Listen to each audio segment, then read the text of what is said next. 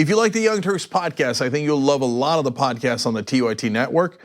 Old School, it's one of my favorites, one of the favorites for a lot of the listeners. Please check that out, subscribe, share it. That makes a big difference, and give it a 5-star rating. Thank you.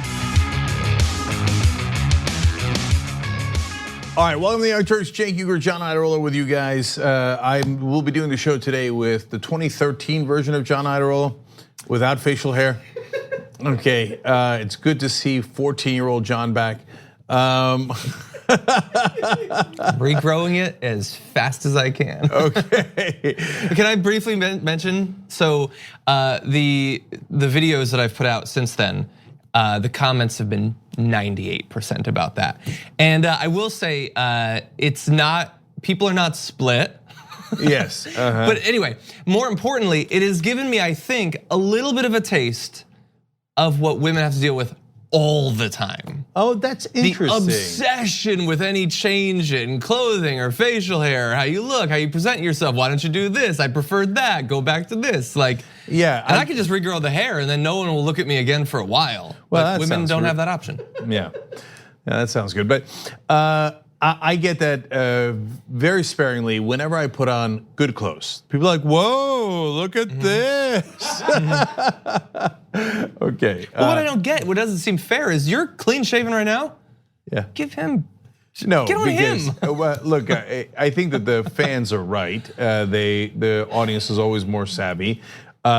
You need facial hair to not be a boy. Preferably, like that's a good start. If I could have hair totally covering my face, that would be 2 thumbs up. But yeah, I'm gonna get back to something like that. And me, if I had facial hair, I would look far more swarthy. So, that's true. You know, it's let's just keep it real as to what's happening. By the way, I know we're never gonna talk about politics, so don't even worry about it. The Daily Caller had a write-up about how on one show, I don't remember what show, I made a few comments about my frustration with my hair. So God knows what they're gonna write now. Oh yeah, Daily Caller is going nuts right now about your facial hair. Oh yeah. I don't want They'd to be hear right this anything time. about any further hair on John's body for the rest of time. You will, but in the yeah, post game. No, but seriously, conservatives wrote a hit piece on John talking about his hair. By the way, let's be super clear.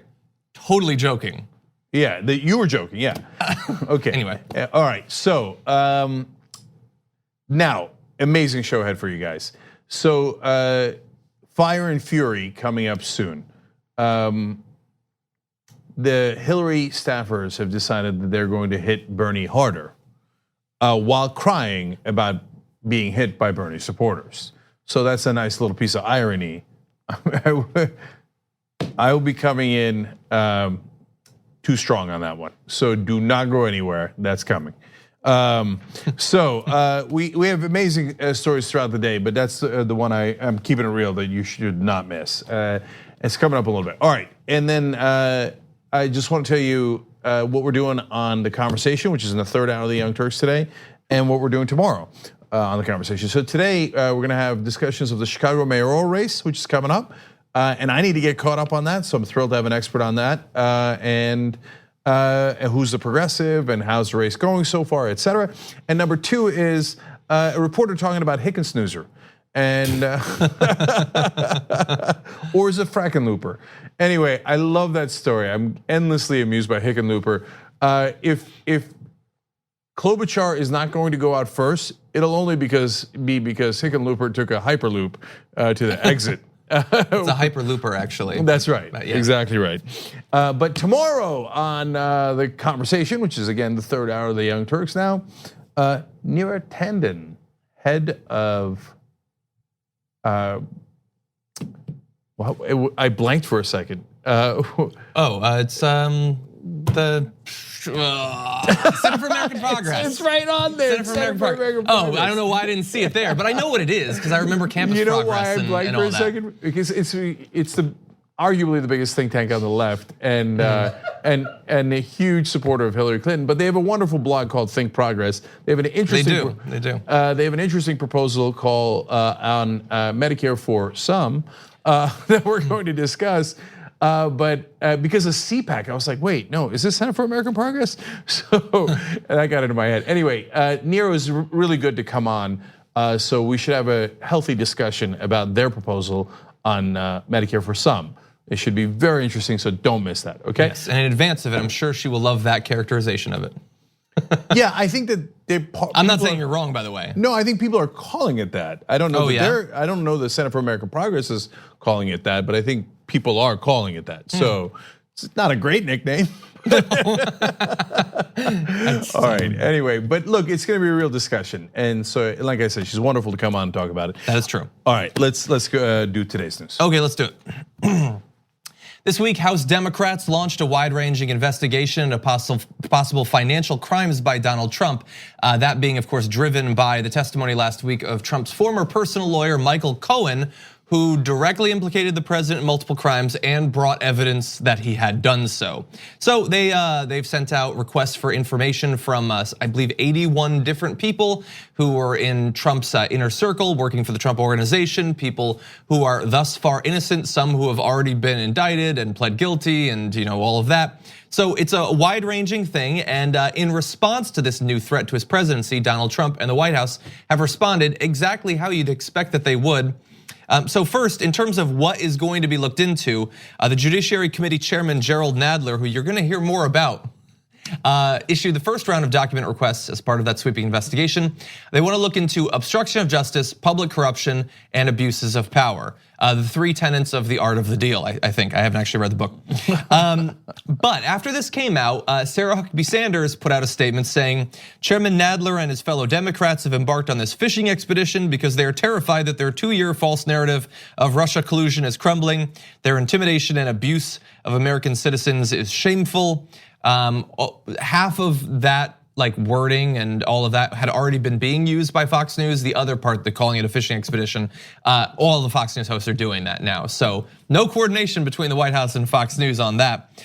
But she went on to say the Democrats are more interested in pathetic political games and catering to a radical leftist base than on producing results for our citizens. The Democrats are not after the truth, they are after the president. Okay. This is an awesome development because they're going to also look into his businesses. Yes, finally. Yep. That's where the mother lode is. That's why they're so triggered right now. We'll get to Trump's tweets in a second. But I'm amused by Sarah Huckabee Sanders' framing.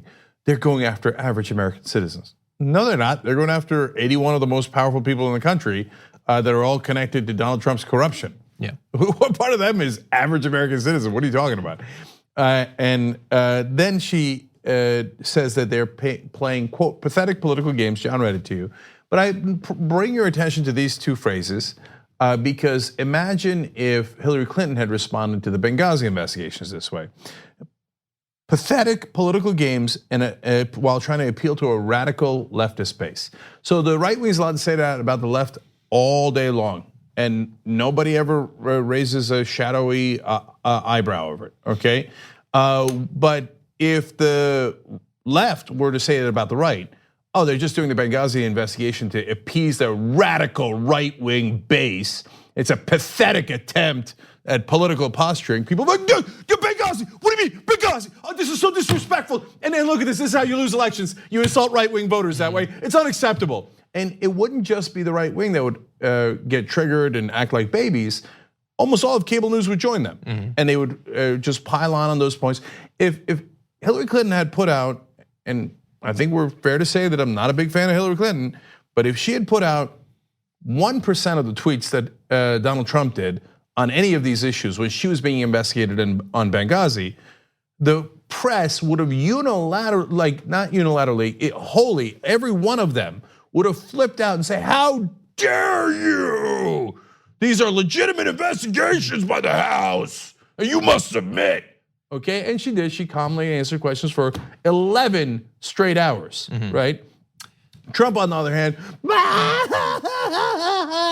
and everybody's like, well, yeah, that's normal. Yeah, totally.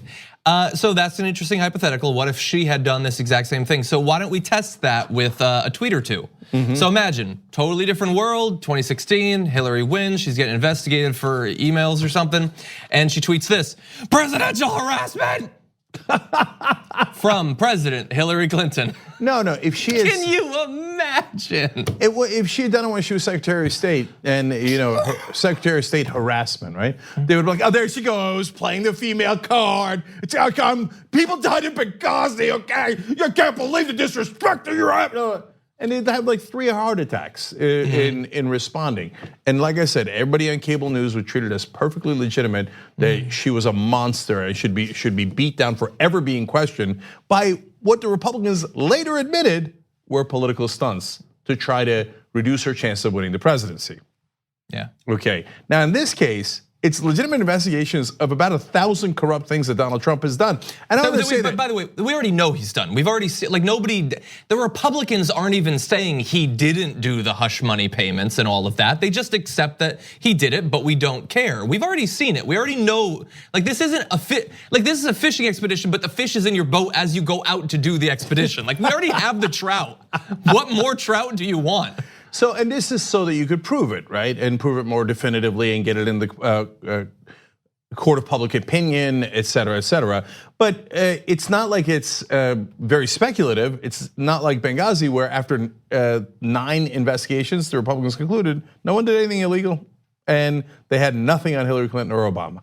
Now, on the other hand, with Trump, you have the campaign finance violations, that's clear. You've got the financial fraud, as O'Connor proved in his testimony, that's clear. You got the insurance fraud, and that's not even getting into Russia, and that's not even getting into his past business dealings, where you've got fraud on top of fraud, stacked on top of fraud. We partly know because he already shut down the Trump Foundation, which was fraudulent to begin with. He already shut down Trump University, which was fraudulent to begin with, and he has paid settlements for all that stuff. So, and what does he do? Harassment, right? And everybody's like, oh, okay, let's have a legitimate debate over it. No, there's no debate. No. Of course they should do this. They should have, it's okay. They're doing it quick enough. I don't want to needlessly go after the Democrats. Yes, this is exactly what they should do. Okay, so let's see if you still think it when you find out that this is the greatest overreach in the history of our country, he says. The Dems are obstructing justice. What? What? That doesn't even make sense. Projection is supposed to be at least a little bit hidden. Yeah. Dems are obstructing justice and married to Melania. No, and will not get anything done. A big fat fishing expedition desperately in search of a crime. You notice he's using the exact same term too. When in fact the real crime is what the Dems are doing and have done. Again, projection. It's always the case that it's his political opponents who've committed the crimes. He goes more specific about what sort of crimes they've committed in this next one, saying, now that they realize the only collusion with Russia was done by crooked Hillary Clinton and the Democrats, Nadler, Schiff, and the Dem heads of the committees have gone stone cold crazy. 81 letter sent to innocent people to harass them. They won't get anything done for our capital country. So again, if you have not been following this, his theory that much of his base believes is that Hillary Clinton is the one that colluded with Russia so that she would lose the election. And they believe him and believe that he is not only right, but that he has literally never lied about anything touching this issue. And my favorite case of projection is the phrase that he used in that last tweet. They have gone stone cold crazy. Hillary worked with the Russians to lose the election. You see how they're stone cold crazy? This is pathetic and crazy, what are they doing? You see, they're stone cold crazy. Dude, we can see you. We have eyes, we can hear you, we have ears. If there's one crazy person in Washington, it's not much of a debate as to who it is. Yeah, few congressmen. So, look, they should get to it as quickly as possible, and they are, and they're being careful, and that's good. And they shouldn't jump to conclusions, although the conclusions are obvious. They should gather the evidence and present it to the American people, and then they should do their constitutional duty. Yeah, and imagine if, we knew that he'd been doing that inflation, deflation, and all that, and gaming the system with the insurance companies and paying off mistresses right before the election, and not technically a crime, but Jared Kushner, big issues about that, and the White House just announced today that they're not going to be giving any information about that to Elijah Cummings, about why they pushed for him to get it, even though it was over the recommendation of the CIA and the chief White House lawyer. All of those things. Imagine if, Ro Khanna and AOC asked all those great questions, and then they left Michael Cohen's testimony saying, you know what, it's not really worth it. Let's not look into it. Consequences for the president if he broke the law, that's not our thing, okay? Can you imagine if that's what they did? Now I understand the right wing obviously doesn't have our best interests at heart or anything like that, but thank God there are people who are actually holding the most powerful people in the country accountable. Yep. Now with that, why don't we turn to a nice relaxing story? This is bedtime story time for Cenk. It's gonna start off fun though. Hillary Clinton announced her plans for 2020 today. Don't worry, she's not running. She says she's not running at least. She says, God. I'm not running, but I'm going to keep working on and speaking and standing up for what I believe. Now, you can take that to the bank because never in my experience has anyone lied about what they are running or not running for.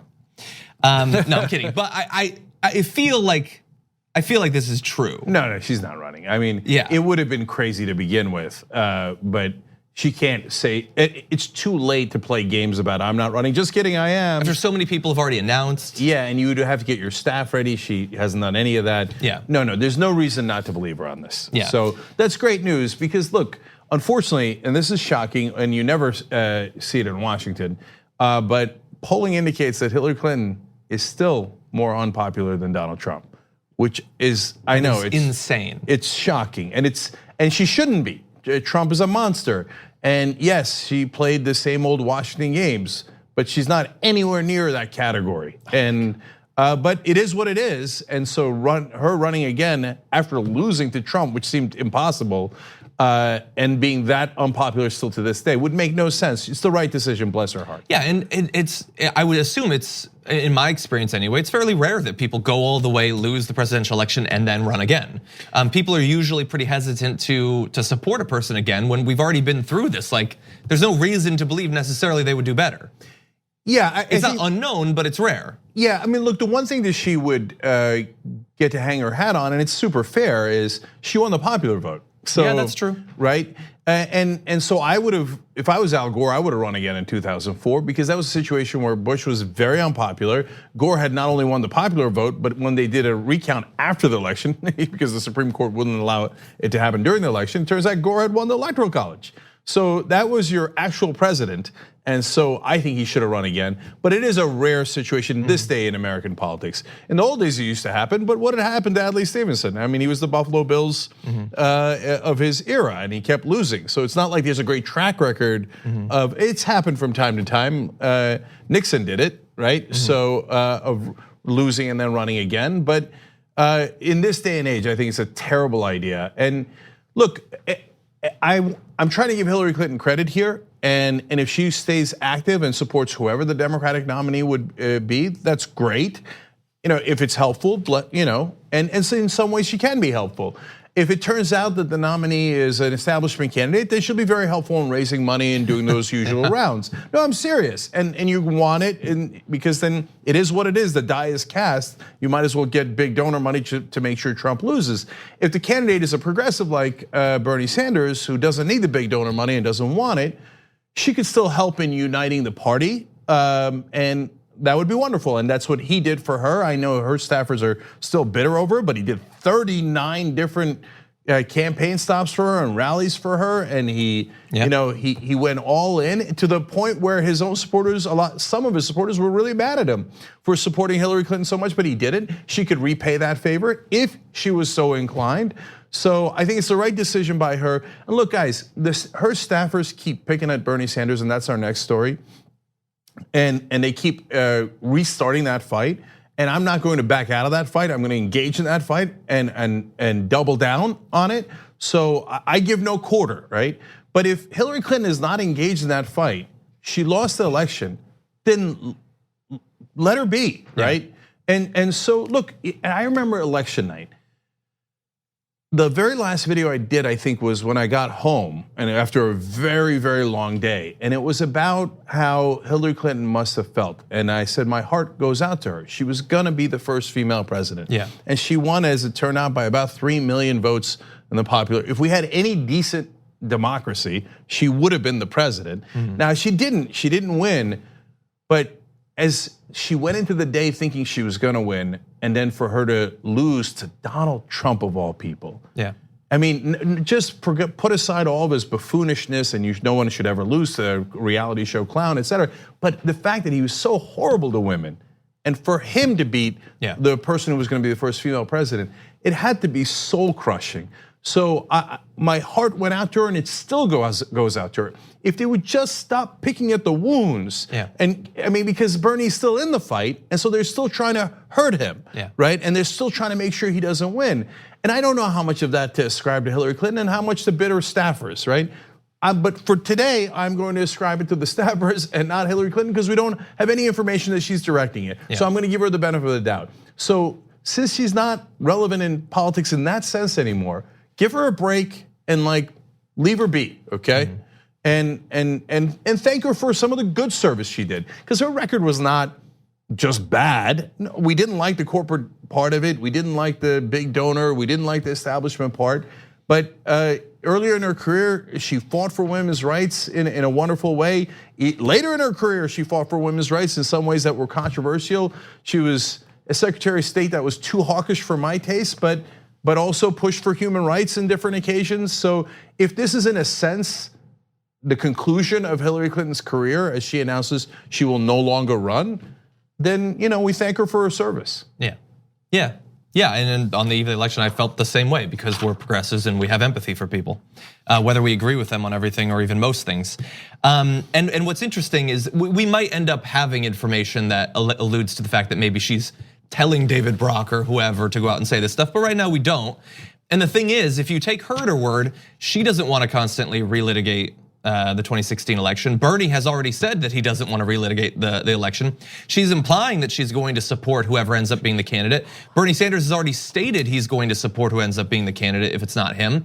So it really just comes down to people who have some sort of incentive. So if you're a former staffer working for Hillary Clinton, maybe you think, hey, if I'm really aggressive against Bernie Sanders, maybe I get a job working with whoever, name one of the other candidates.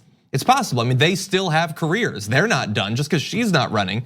They still want to be considered an important person. And so while we don't have evidence of her attacking him necessarily, we do have evidence of all of them. So we'll turn to that. Yeah, let's take a break, John, because now as polite as I was just to Hillary Clinton, and because you know me, I never say anything I don't believe, so that's genuine. Her staff, on the other hand, I'm going to nuke.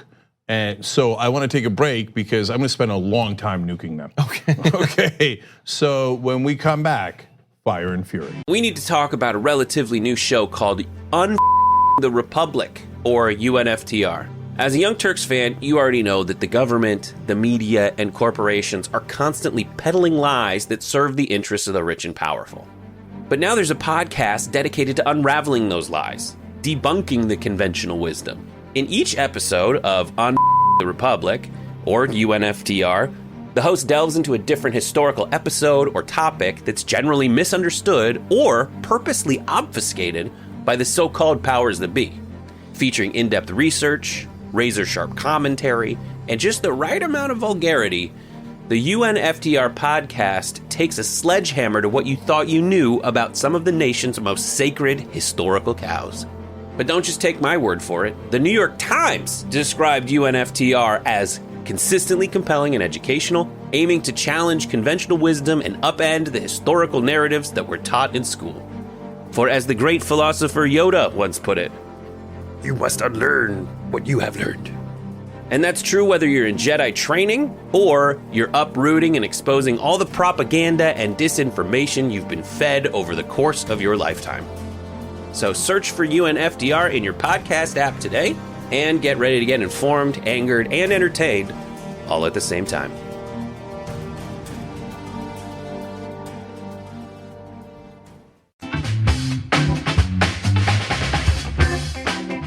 All right, back on the Young Turks. I want to thank our sponsor, aspiration.com/TYT is where you go to sign up with Aspiration, because, and I like their slogan, do well, do good. Because you make more money with them. By the way, no ATM fees anywhere. No fees if you don't want them. They let you charge your own fees. It's unbelievable. Not for ATMs, but for your bank account overall. And they're looking to build a better world, keep your money clean. It's just got great peace of mind if you've got your money there, and they've got all the services for less. So, and by the way, if you can't figure out why, is it like some sort of like, what is it? Like, how can they have everything for less? They don't have physical chain stores, right? Like the other banks do. So they save an enormous amount of money, which they then pass on to you. And so that's why they could do all that. So Aspiration.com/TYT. Okay, now let me read some comments for you guys. Rachel says, I love John Idarola without the beard. I think he looks better that way. Let him do his own body with his own body what he wants. You're wrong, but thank you. That's very nice of you. You're objectively wrong, but thank you though. Very nice of you. And let me just say, I do this once a year. It's like Punxsutawney Phil. It's like I shave, I look, and I'm like, nope, that was a bad call. Once a year. You got to try it every year. One year you might go, whoa, yeah, look maybe at it's that. an old man. Chris I look Duran, 60 again. Chris Duran writes in, presidential harassment, isn't that 90% of Donald Trump's domestic policy? Indeed. Last one here. TJ Phillip writes in on Twitter, they rigged a Democratic primary. They used the Pied Piper strategy. They decided to attack Bernie after he said he didn't want to talk about her emails and instead focus on policies. I don't feel bad for them one bit, and I will continue to remind them of it forever. TJ, I hear you, but again, I would say for the moment being, reserve that for the staff, which we're gonna do right now. You don't have to feel bad about that at all. But I wanna thank you for reminding me of the Pied Piper strategy. Bill Clinton encouraged Donald Trump to run because he would cause chaos in the Republican Party, and he would weaken the other Republicans. And if he made it into the general, it'd be so easy to win. Well, yeah, I know. I've never found that to be particularly persuasive. First of all, Donald Trump didn't need any encouragement to run. He's been thinking about running since the late 80s. He's wanted to run his whole life. He was always going to run. And I think that objectively, the vast majority, everybody predicted early on that he wouldn't win now. But back then, the vast majority of people thought that he was clearly going to be easier to beat. So I don't know. I mean, yeah, it looks really bad in hindsight, but. Yeah, I'm not saying there that he's Clinton's the sole reason that Trump won. Everybody takes credit for Trump running. Stone does, Michael Cohen does, etc. But it does show you not a lot of great political acumen, right? Yeah, and I would also argue in terms of like in hindsight, it looks like, oh my God, Bill Clinton wanted family separation. He wanted Kavanaugh on the Supreme. Okay, well, Donald Trump's always been crazy, but he's crazy in a lot of ways that we didn't necessarily know about in early 2015. We knew he was a racist, not some of the other stuff. Yeah, I hear you. Yeah. All right, so let's finally get to the staff. Okay, let's do that. So some of the former staff of Hillary Clinton have been working with various media outlets to just hammer Bernie Sanders constantly. And in this particular case, I'm just gonna say it's Politico. Politico has got hit pieces against Bernie Sanders just constantly. They seem to have an open call for if you work for Hillary Clinton and you hate Bernie Sanders, just talk to us, we'll print it. And so they've been doing that. Okay, I'm gonna start with a curveball right off the bat. I'm actually gonna defend Politico on this, which is shocking. But I will nuke Hillary Clinton's staff in a second, so that'll be fun. But in this case, Politico, instead of like searching for stuff about Bernie Sanders to write negatively, et cetera, and being like an open shop for that, seems to actually be reporting that, look, this is Hillary Clinton's staff doing it, so you should be aware of that, and that's an interesting phenomenon. Whereas the others, they were framing it like, hey, this is what everybody thinks, right? Yeah, that's true. Okay, that's better. That's a big difference. If you're reporting what one side is doing, that's journalism. If you're pretending one side is reality, that's bias. Yeah, and that's what they do to be 90% of the time, in my opinion. But I don't think in this case. Yeah, but I also think a media outlet gets to choose what they spend their time on. Like, I could send a bunch of reporters to Joe Crowley's friends and say, hey, what do you think about AOC? I have a feeling some of it's negative. Is it necessarily what needs to be taking up the time of your reporters? I disagree, but fine, let's just turn to what they found and see if some of it frustrates you, as it frustrated me this morning. So, quote, when Sanders pulled in $1 million in the first 3.5 hours of his campaign, Adam Parkomenko, the former director of grassroots engagement for the 2016 Clinton campaign, tweeted, quote, only half were named Vladimir. Oh, because the idea is that the massive influx of money he got from his gigantic grassroots following had to be from Vladimir Putin. Do they really believe that? I mean, it's self-parody at this point. It really is. Look, I'm outraged by a lot of things they said. I'm gonna lay into them, but that's not one of them. That's so comical. I mean, if you think that nearly $250 million that Bernie Sanders raised from millions upon millions of Americans is like from Vladimir Putin, you're deranged. I mean, that's a conspiracy theory I don't think I've even heard. If that's what people in Washington are thinking, they're full-blown mental. Yeah, and it's also incredibly frustrating because as a person who I believe totally rationally is worried about foreign intervention in our elections, is worried about what's happening to the Russian people, has concerns about what Vladimir Putin actually does on a day-to-day basis, this just confirms everyone who believes, oh, Vladimir Putin's a stand-up guy, he's never done anything wrong, would never interfere in our election. Like, it adds ammunition to that irrationality. And so I don't want to see that on any side. That's right, because it makes the people who think that Russia didn't do anything go, you see that? It's a political trick, and they use it against all their opponents. So it's even though it's funny because of how over the top stupid it is, it actually does hurt the cause overall of truth and actually holding Trump accountable. Because then it makes people go, oh, I guess this is just politics, and you guys never even meant it, right? So when there is actual issues with Donald Trump and the Russians. Anyway, okay, let's get on the real stuff, because if you believe that stuff, you're Trump level crazy, and I don't know how to communicate to you. Yes, I will just say, I don't think the Russian government wants a democratic socialist to become president of the United States. I'm just gonna go out on a limb and say that. Anyway, let's turn to a guy, you probably haven't heard of him, David Brock. So he said, I would say, and for all I know, the Sanders people might take this as a compliment. Among a lot of the major donors in the party, there's concern that he could emerge. There are some very dyed-in-the-wool Democrats that wouldn't at all be enthusiastic about supporting him in a general election. So let me break that down into two components. The first part, I don't mind at all. He's right, I take it as a compliment, and he's also factually correct. The donors that control the Democratic Party are borderline love the corruption. They wouldn't frame it that way. They would say, no, we are donating for good causes, like helping civil rights, which is true, and also for protecting our tax cuts. Yeah. That's a really good cause because I give away like 1 or 2% of that to charity. So I'm such a good person, right? So no, I'm not interested. No, thank you. Yeah. I wouldn't want their money corrupting any politician, because then those politicians would serve them instead of the American people. So Brock is entirely right. Those donors will not support Bernie Sanders at all, and to which I say good riddance. And they would only hurt his chance of winning the general election and defeating Donald Trump. The second part of his comment is also true, but dangerous and totally unacceptable. So now they constantly say, well, if Bernie Sanders, and they ask him this almost in every interview, if you lose, though, are you gonna support the candidate? Are you gonna support the candidate, right? Now, wait up, we just got started. Yeah. Why are we having a discussion about if he loses, what he's gonna do? And last time he supported the candidate 100%. So why is this even an issue? It's just a talking point by Democratic donors, consultants, lobbyists, the corrupt people in Washington to try to hurt Bernie Sanders on something that is not factual. And if you say, oh, well, hey, 12% of Bernie Sanders supporters wound up voting for someone who wasn't Hillary Clinton. Yeah, but 9% of those guys were Republicans in the first place that he was gonna bring over to help win in the general election. So 3/4 were not even Democratic voters to begin with. You can say, oh, he shouldn't have gotten any Republicans to vote for him. That's not a great general election strategy, okay? And number two, 25% of Hillary Clinton voters voted against Barack Obama in the general election and voted for John McCain. 25%, more than twice of Bernie Sanders. And nobody ever did this talking point against her. Why? Because they are corrupt. They have an agenda that they're driving towards. So I wanna reverse it. I wanna ask every other person running, hey, if Bernie Sanders wins, will you support him? Say right now, will you support him? And it's not, in our case, it's not even a trick, because these sons of bitches aren't gonna do it.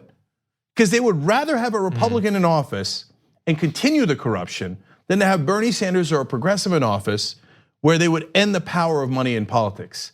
I guarantee you, a lot of the establishment is gonna pull up stakes and do the most hypocritical thing you have ever seen in your life. Support a third party candidate, or maybe even secretly not support Donald Trump, but pull out of the race and go, well, Donald Trump did give me tax cuts.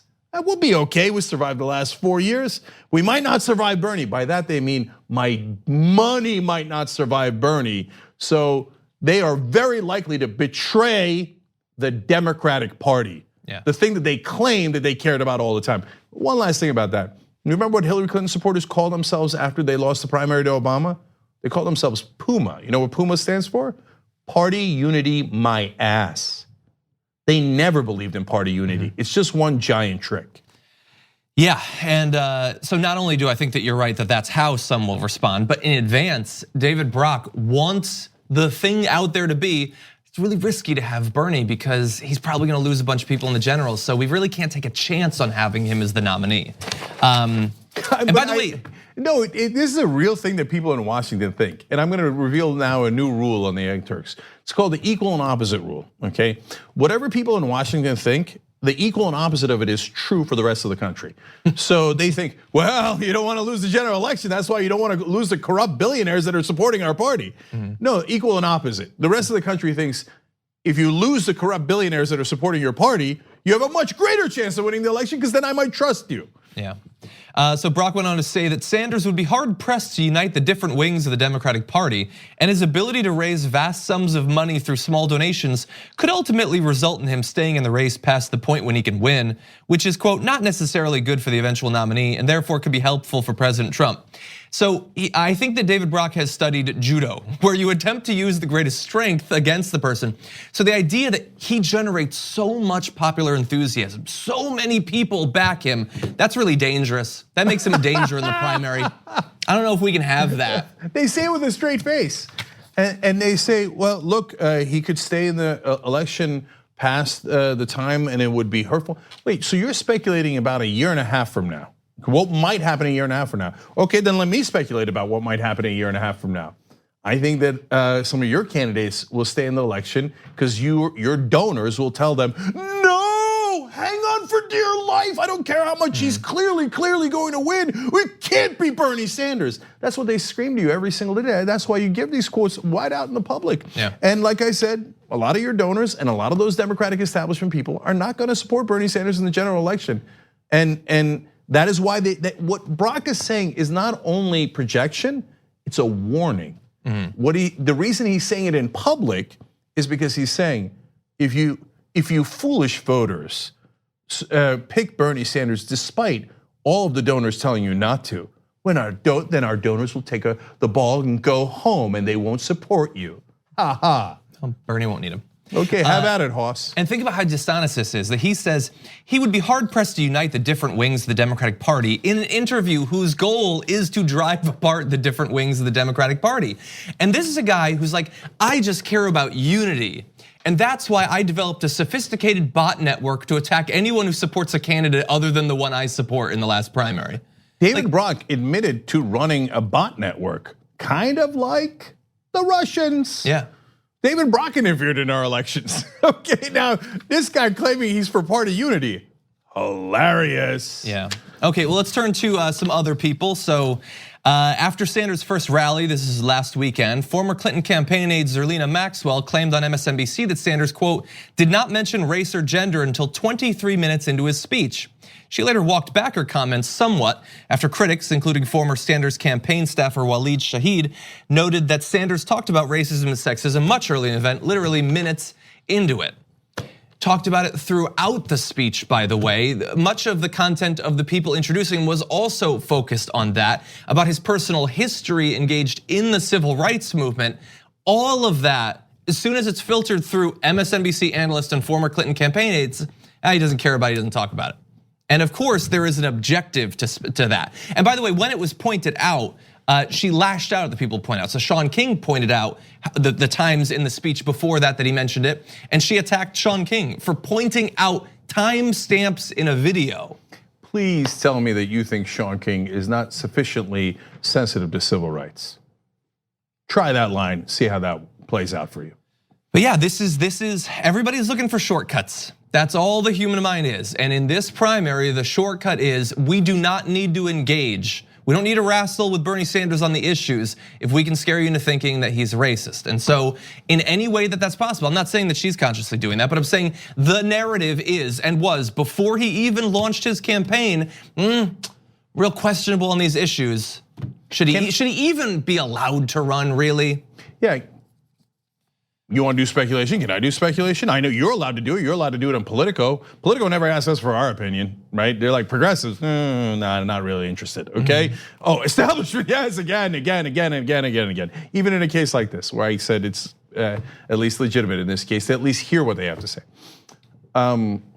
Here's my piece of speculation. All these people who are in Washington want jobs, and Bernie Sanders won't hire them because they're corrupt, and so It's not that they're worried that he's racist or sexist, which is preposterous given his track record on civil rights and why so many African Americans support him now, why he's deeply popular, 3-1 favorability ratio among African Americans, #1 in the field and most favorable with African Americans, fought for civil rights, chained himself to African American women, and did it before he was anywhere near, decades before he got into politics. I can go on and on. My speculation is that you're not really worried about any of those issues about whether he's racist or sexist. He's got a 40-year track record of fighting for women's rights. I could show you the speeches. They exist because they were on the floor of the House, the Senate, et cetera. My guess is he's concerned you're more concerned that he's not going to hire you. Oh, wait, am I not allowed to do speculation? Let me guess, you're offended. Yeah, okay. They see, and this goes to the core of the exact issue here. They constantly punch progressives in the face politically. And then if you just say, hey, could you stop punching us? They go, how could you? I'm so offended. My fist is offended that your face is not welcoming it. I'm so offended. You're not allowed to say anything. I'm allowed to go after you in every despicable way in every major paper. But if you dare fight back 1 inch, I'm gonna scream. Yeah. Okay, well, if you need a safe space, have at it, Hoss. This is all politics. You wanna talk, we can talk. So I know that you've got some others that you wanna mention, particular things, but before you do that, I just want, as context, in the background, understand that all the Politico piece that this is all in, the one a week ago about how he wasted a bunch of money flying on private planes, not mentioning, of course, that he was flying to do Clinton campaign rallies and all that. The Politico piece also about Mickey Kantz. So this anti-progressive sort of strain in the media. Before that, a good week before that, Bernie Sanders emailed his supporters and said, as we engage with our opponents in the Democratic primary, we will forcefully present our views and defend ourselves against misrepresentations. But let us do our very best to engage respectfully with our Democratic opponents, talking about the issues we are fighting for, not about personalities or past grievances. I want to be clear that I condemn bullying and harassment of any kind and in any space. So he said that. I agree with it, and he was, as you point out, punched in the face multiple times as soon as those words had left his mouth. No, I don't accept the double standard. So they say, well, when I talk to Politico and say what a monster Bernie Sanders is, that's not bullying. That's not harassment. When I go on MSNBC and say the ship has sailed on Bernie Sanders appealing to African Americans, based on nothing, I made it up, it's a smear. That's totally okay, that's not bullying, that's not harassment. When we all snicker on a panel with Jake Tapper about Bernie has no chance of winning, he's just ruining things for people. That's not bullying, that's not harassment, because we're just the mainstream media, it's all completely acceptable. When you get upset about that and go, hey, could you stop smearing him nonstop? Harassment, harassment. Why? Because the elites, in their infinite sense of entitlement, think they're allowed to do anything to you, but you are never, ever allowed to challenge them. Now, are the most progressive people in the country actually going and harassing them in real life physically? No, we're not the alt-right, like doxing, giving out people's, are you insane? No, they say Bernie Sanders is too much in favor of peace. Okay, then what do you, so you can't have it both ways. The guy's too liberal, doesn't want to be involved in anything with physical violence, okay? But he's harassing me by making his case. By running. Yes, so what is Bernie Sanders supposed to be like, hi, I'm running for president, but I don't want to harass anyone, so I'm not going to say anything the entire race. Okay, and my supporters, I'm going to unilaterally disarm. You guys can hit us in every way you want in the media. And they own the media. They own all of the media, right? So, and by that I mean the anchors on television. You know, 98% of them voted for Hilary Clinton. You know that. They won't allow any progressives on air. A radical, no. Hey, we need to be safe on air. Safe means establishment, right?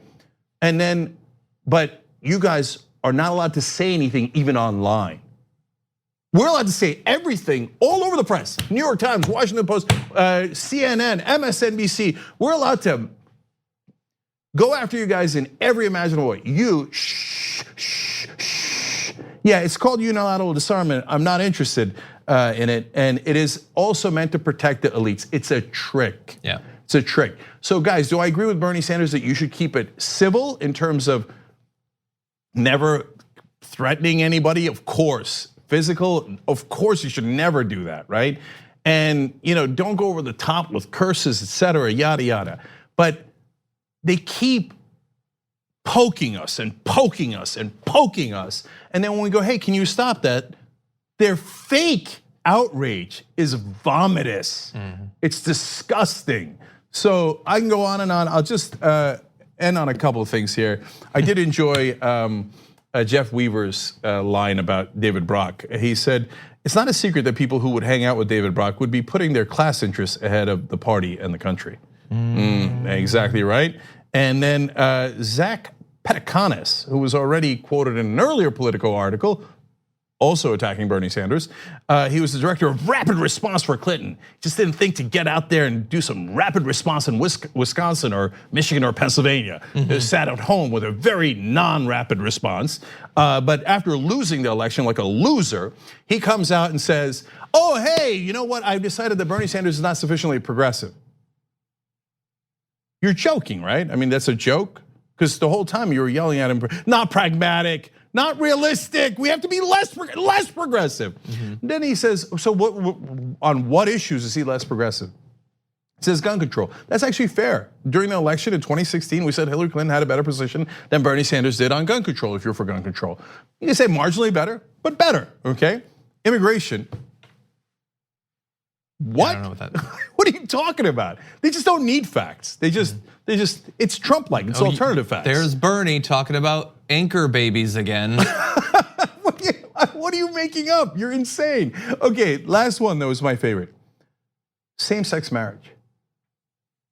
You supported a candidate who discovered that gay people should have equal rights in the year 2013.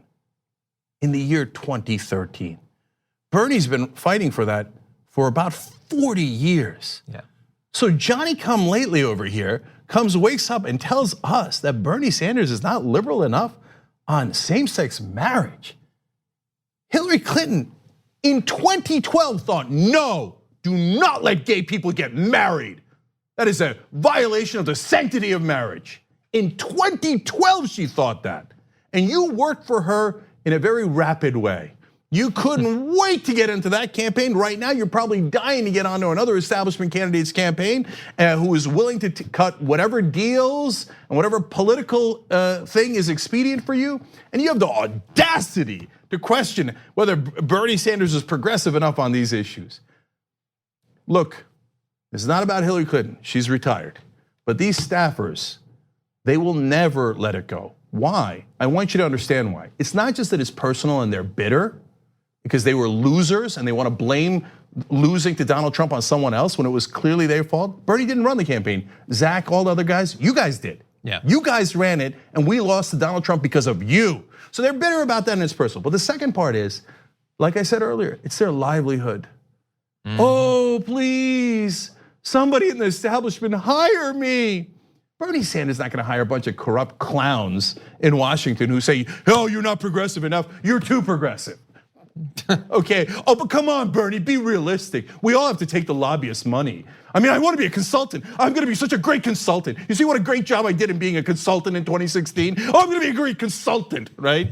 Okay, I'm gonna make so much money for being a consultant and a lobbyist, right? Yeah, Bernie's not gonna hire you.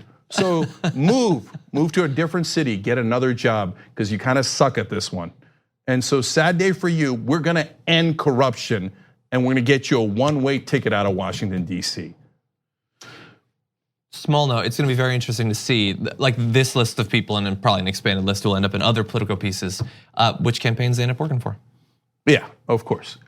Here's one they're not gonna be working for, Bernie Sanders. Yeah. Okay, we gotta take a break. We got more great news for you when we return. At TYT, we frequently talk about all the ways that big tech companies are taking control of our online lives, constantly monitoring us and storing and selling our data. But that doesn't mean we have to let them. It's possible to stay anonymous online and hide your data from the prying eyes of big tech. And one of the best ways is with ExpressVPN. ExpressVPN hides your IP address, making your active ID more difficult to trace and sell to advertisers. ExpressVPN also encrypts 100% of your network data to protect you from eavesdroppers and cyber criminals. And it's also easy to install. A single mouse click protects all your devices. But listen, guys, this is important. ExpressVPN is rated #1 by CNET and Wired Magazine. So take back control of your life online and secure your data with a top VPN solution available, ExpressVPN. And if you go to expressvpn.com/TYT, you can get 3 extra months for free with this exclusive link just for TYT fans. That's expressvpn.com/TYT. Check it out today. We hope you're enjoying this free clip from the Young Turks. If you want to get the whole show and more exclusive content while supporting independent media, become a member at tyt.com/join today. In the meantime, enjoy this free segment. All right, back on the Young Turks. Look, I'm not going to say the person's name we mentioned in the last segment because this is just a comment in our member section. I don't know if it's really right, and I'll go investigate it afterwards and let you guys know the reality of it. But Burn Revolution says, yeah, she had the stones to say Sean King is not an ally to black people, LOL. Yeah, I saw that tweet. She did? Yeah. For all I know, I haven't followed. Maybe they resolved it, amicable, whatever, but I did originally see that, yeah. Yeah. Okay, I mean, it's like saying Shaq's not a basketball player. Okay, if you think so, but I don't. I can't say whether he is or not. Kidding, I know. Tom Brady's not really a quarterback. He doesn't know anything about quarterbacking. Sean King is not an ally to black people. Okay, so here, you know what? Make sure you guys get this on the record. This is an official prediction. I've actually made this prediction years ago. I don't know if we'll be able to find it when it comes time. Have fun, JR. So I'll make it official one more time. At some point in the campaign, they will accuse Bernie Sanders of anti-Semitism. And they will definitely accuse his supporters of anti-Semitism. Now you think, well, Jake, that's impossible. Bernie Sanders is Jewish, and all of his supporters would be supporting the first Jewish American president. No, they'll do it. It's a guarantee. Guarantee. I feel like that happened last time. I think that happened. I don't know, but it's like they don't care about truth. They don't care about facts. They're like, yeah, Sean King's not an ally of black people, and Bernie Sanders is anti-Semitic. I just said it. I don't care. I'll smear him with anything. Yeah. Anything. Yeah, I think in terms of predictions, it might be fun to do a game. We'd have to remember to look into it in a year and a half. Assuming Bernie becomes the candidate, what is the hashtag that all of the people that hate Bernie that are going to boycott him in the general election, what hashtag will they use to signal their unity with each other? Yeah, I mean, they might go back to Puma. Maybe. but we'll see if they get creative. All right, last 2 tweets real quick. John's series of numbers writes in, Jen, can you remind voters to register as Democrats for the primaries because I couldn't vote for Bernie last time in New York State because I was registered independent. That's right. Look, if you're annoyed by the Democratic Party or otherwise, it doesn't matter. You got to vote in the primaries. It's everything. So go register as a Democrat, especially in New York where you have to register like 3 years in advance. Yeah, no, the problem is they just missed it. I know, right? Like it's a long time. Like go now. Go now. No joke. No joke. Go register in New York now. You'll run out of time before you know what hits you. Last one. Jinxano writes, a friendly reminder that Politico's founder was a top Reagan aide. Of course. Okay. Yeah. But they're too liberal according to the right wing. Hilarious. Basically Breitbart. Yeah. Okay. Of the center left. I don't know. Okay, more news. In the last week, a massive group of right-wing politicians and climate deniers and industry representatives and lobbyists all gathered in DC to talk about how dangerous the Green New Deal is. But more interestingly than that, why they're scared about the discussion about the Green New Deal. That is the fun part. But first, I want you to understand who was invited to this gathering to talk about climate change and what can, should, or must be done to deal with it. So it did not include any witnesses that represent the vast majority of climate scientists who say climate change is primarily caused by greenhouse gas emissions from human activity, nor did it include representatives from US government agencies that have drawn the same conclusions, such as NASA or NOAA. No independent scholars or researchers who specialize in energy systems are on the list. It was some right-wing politicians or climate deniers. It was people from the CEI, the Heritage Foundation, the Committee for a Constructive Tomorrow, and the American Energy Alliance. Gee, I wonder where their dog is in this fight. So they were talking about it. They had their equivalent of experts. And so let's talk about Myron Ebell, Director of Global Warming and International Environmental Policy at the Competitive Enterprise Institute, who said one of the dangers of the Green New Deal is that, quote, by expanding the political spectrum of what's in the debate, it's moving the debate left. And it's creating a very large space for a certain class of people, many of them in the Republican Party, to start talking about how we need to have moderate solutions or reasonable solutions. And references were made to things like a carbon tax and cap and trade. Now, what's interesting about that is when we talk about why you need to go big and go bold with your proposals to shift the bounds of the debate, like not only are we making that case, and not only have the past few months been a demonstration of that on a number of different issues, including the Green New Deal, but the right is afraid that we're going to do that. And so that should provide more evidence for what we've been pushing for. So I love this because it's a great admission that they're worried that the Green New Deal is going to work, even if it doesn't pass in its entirety, they're worried that it's gonna push not just Democrats, but even Republicans to support policies that would actually curb global warming and climate change. So I have to say it, and it's super obvious to everyone that doesn't live in Washington, D.C. Progressives were right and the establishment was wrong. Yeah. Yet again, we told you that if you're bold and you have bold proposals to fix big problems, that it will push the conversation to the left, which in this case is getting a little closer to the center. Right? It's still massively right-wing overall, the conversation. But the establishment said, no, we don't want to offend Republicans. And so we should only do only fight for tiny incremental change because maybe they'll let us have that and we'll move the ball a couple of yards. But your strategy was wrong. Yeah. Our strategy was right. Now the Republicans are in a panic that they've got to go further left. Is there a better testament to how right progressives were? So why don't we turn to an example of that? If you guys get video 4 ready. So we're gonna have Mark Morano. He's the Director of Communications for the Committee for a Constructive Tomorrow, which is, that's not even really Orwellian. That's just bizarre, that name. But anyway, he's worried about Republicans shifting on this position, as you'll see. I myself have called it one big bowl of crazy. But it's a very dangerous plan because each Democratic presidential candidate is taking it as a litmus test. It has shifted the Democratic Party into serious, unscientific, nutty territory. The danger, I think, the greatest danger we face right now from the Green New Deal, and I think it was Myron who alluded to it, Myron Ebell, a CEI, is very simply Republican Party coming up with the Green New Deal light. And I think he's absolutely right. We need to oppose it and oppose it firmly. We don't need to come up with the light version of the plan. But this needs to be opposed fully, vigorously, scientifically, ideologically, and economically, and energy. So he did make a mistake there. They are gonna have to come up with a new name for it though, because there's already a number of centrist Democrats that are trying to come up with Green New Deal light. But the Republicans will come up with something, don't worry about that. Yeah, so there's 2 components to this story. One is, told you, now look at them in a panic. That's the fossil fuel industry going, Republicans don't go to the left. Oh no, they're going to the left. Oh no, they're going to the left. Why? Alexandria Ocasio-Cortez, Ed Markey, Bernie Sanders, who introduced this idea a long time ago, et cetera, progressives. Okay, second part of it is how funny they are. So first of all, the names, as John alluded to, Committee for a Constructive Tomorrow, it's actually a committee for no tomorrow. Like, man, let's just not have tomorrow. Yeah. Constructive tomorrow. 99% of the world scientists say if we don't act within 12 years, the planet's gonna melt, okay? It's not a hyperbole, but it's a oversimplification. But yes, the climate change will get so bad, it'll have catastrophic consequences for the planet. And he's like, oh yeah, the science is on our side. The other side is nutty. So wait, let me get this right.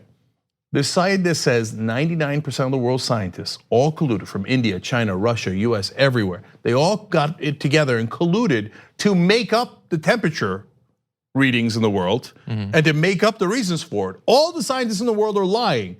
That side is not nutty. The side that thinks that there's a worldwide conspiracy of scientists is the part is not nutty, but the scientists themselves are nutty, crazy, believe in science, reading the temperature, figuring out where it came from. Nutty. They're just doing it for the money, as Bill Nye once said. Like, obviously, they're living high on the hog, these scientists. I once saw one driving a Toyota Corolla and it made me sick. Meanwhile, these so guys, they really believe it. These guys work for the most profitable companies in the world. They work for the fossil fuel industry, the oil companies, the Exxon Mobils that fund their research. Gee, I wonder who's working for the money. I can't quite tell. Yeah. I liked Myron Bell's title too, Director of Global Warming. In his case, it's to make global warming happen. He is the director of global warming. So I think that they just put a fun twist on it. And the last person I want to talk about is Mandy Gunasekara. Sorry, don't know how to pronounce your name. You probably don't know how to pronounce mine or even. Okay, so she says that doing the Green New Deal would be doing, quote, Karl Marx's Christmas list. Okay. That sounds good. Yeah, because Karl Marx knew climate change was going to happen. If he did, he was actually smarter than I realized. Like, okay. So we need more solar subsidies. Okay, but that's not even the funny part. Here comes the funny part. So she was part of Trump's administration, of course, at the EPA. Okay, and she says, no, it's okay, we don't have to do anything because the United States' current standing and leadership on environmental issues today. Oh, we're leading? She says, we're doing it better than anyone else in the world. We're fighting climate change better than anyone else in the world. Now, you wanna get to the funny part here?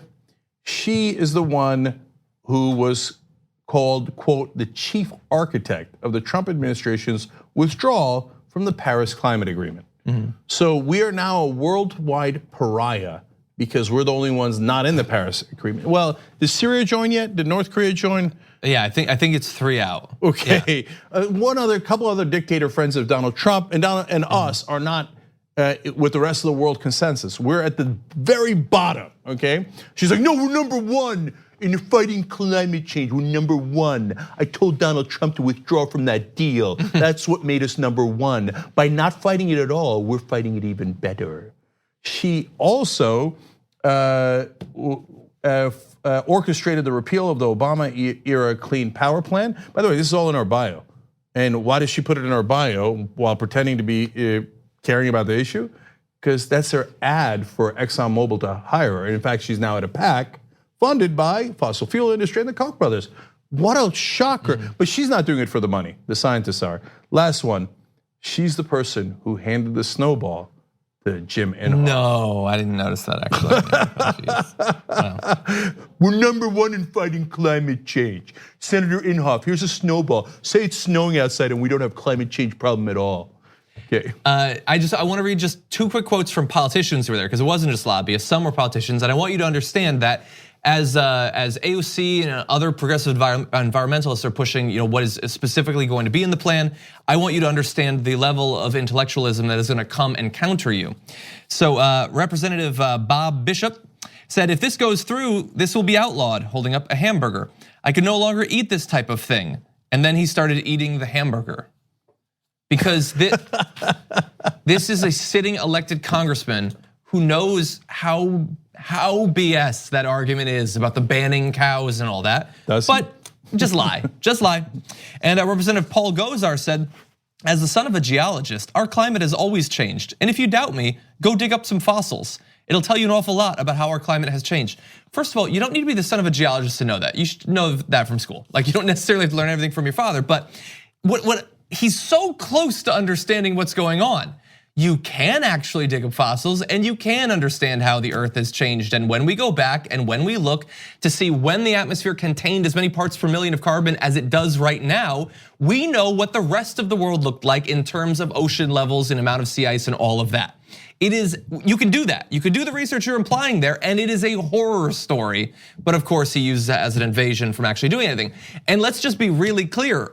As long as people like Paul Gosar and Rob Bishop have power, the default position on this in DC is it's too expensive to save our civilization.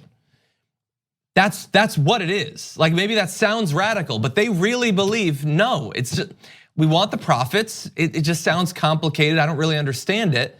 If that ends our civilization, if that creates tens of millions of climate refugees, if that floods, God knows how many cities and forces people to flee into the inland of the country, companies got to make money. Now I got to end on fun Paul Gosar facts. He was one of the guys who was confused in the Michael Cohen hearings and did gotchas that weren't gotchas and then got confused and befuddled. And what would you call yourself? Was that him? Yeah, I think so. Yeah. And so that was hilarious. But more of a standout piece was when almost everyone in Paul Gosar's family ran an ad during his election saying, please do not elect our brother. He's mentally unstable. Okay, these are the guys calling all the world's scientists nutty. I'm not kidding. You can look up the ad. Brothers, sisters, brother after brother, sister after sister going, whatever you do not vote for our brother. Cuckoo for Cocoa Puffs. The standout line was when his dad said, as the father of the son of the father of the geologist. Anyway, yeah, that was a great ad. And I love the example that he used. You see, you could just study that there's always been climate change in our planet, like when the dinosaurs went extinct and became fossils. Oh, wait, that makes the opposite point. God, they're so unbelievably stupid. Okay. Ban cows. Okay.